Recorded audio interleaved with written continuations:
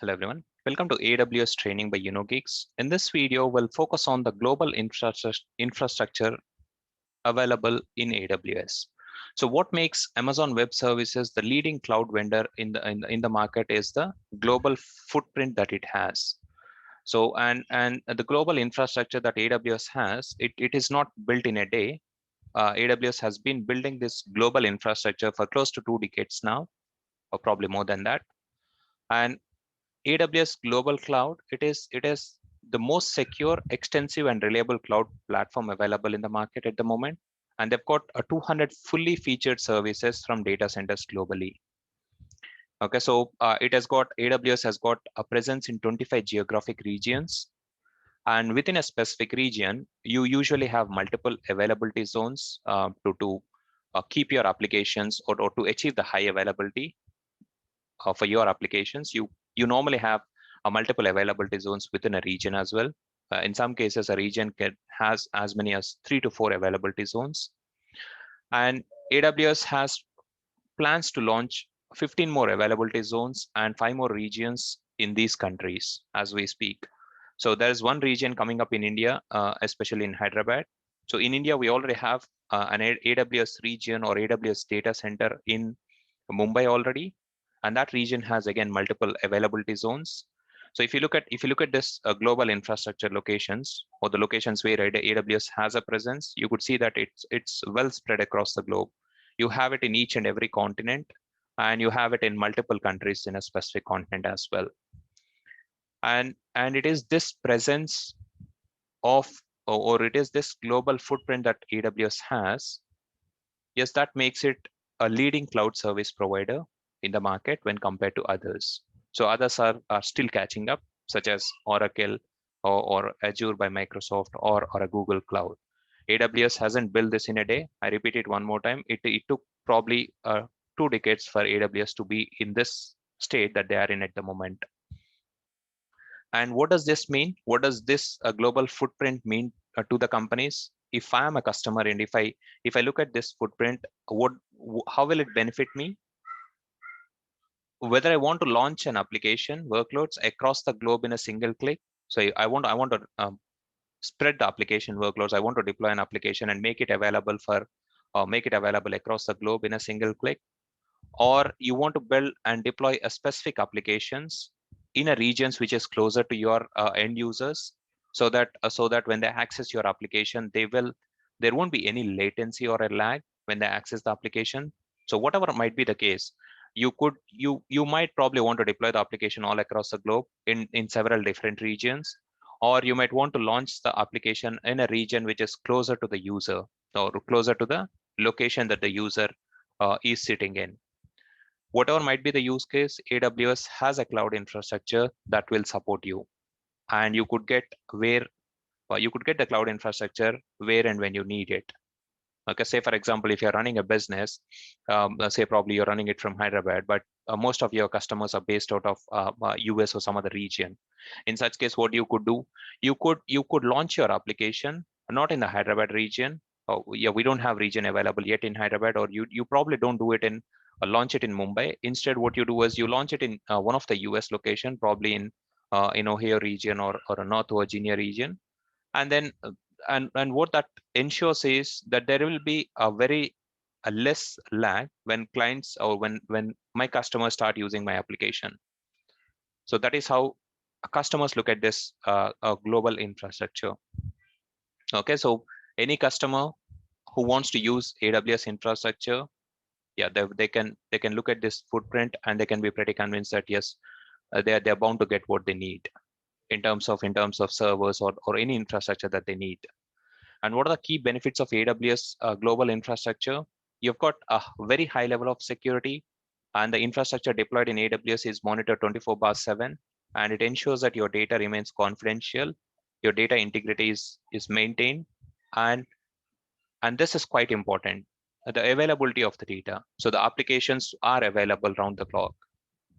Okay, and yes, you have the highest level of availability. That's because I mentioned that you have regions offered by AWS, and within a specific region, you will have multiple availability zones. So what that means is when you deploy an application, in a specific region, you could deploy it to multiple availability zones within the region, and those availability zones within a region are connected through a fiber broadband connections. So there won't be any latency between the availability zones connection. And when you deploy your application in multiple availability zones in a specific region, if one availability zone goes off, a particular data center crashes, or there was an outage in a particular availability zone, that does not mean your application will not be up and running, because you have deployed your application in another availability zone as well. So what you could probably do is you will put a load balancer in front of the region. What you could do is and that elastic load balancer takes care of the incoming request, and it will route it to the application which is deployed in an availability zone, which is responding at that point in time. So, but it's a bit too technical. You might have found it a bit too technical, but later on, once we do that EC2 and elastic load balancing sessions, it will be quite clear. So in simpler terms, you deploy applications to multiple availability zones in the region, so that even if one availability zone goes down, you will have the requests served from another availability zone. So you get the highest availability with AWS, and you've got the performance, and you have this 100 gig fiber network backbone, and that is serving the whole AWS infrastructure in the background. And what this means is you have a very low latency or a packet loss, and you get a highest network quality that you need. And it has got a global footprint. You have AWS has presence in 25 regions and 80 availability zones spread across those 25 regions, and more than 250 countries served. And AWS offers the much needed scalability for your business. Okay, so what it offers is infinite scalability.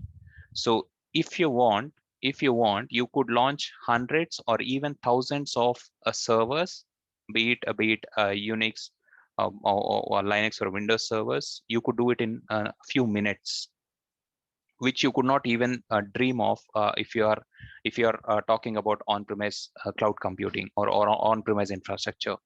So this scalability is another key factor why clients are moving into the cloud. And you also get the flexibility in terms of deployment. So if required, you could plan the global deployment. You could deploy your application in multiple regions and availability zones, multiple availability zones within those regions.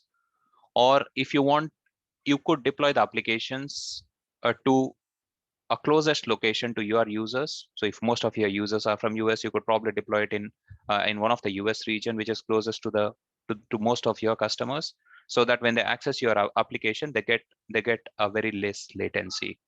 They will be able to access your application quite fast.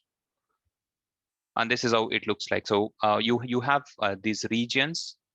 You have 25 plus regions available in AWS, and these regions are well spread across the globe. And within a specific region, you will usually have the availability zones.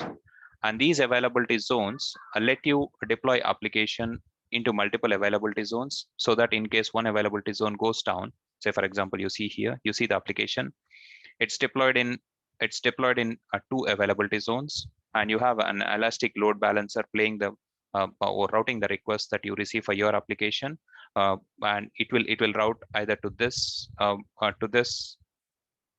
EC2 instance that might be running in the availability zone, or to this one.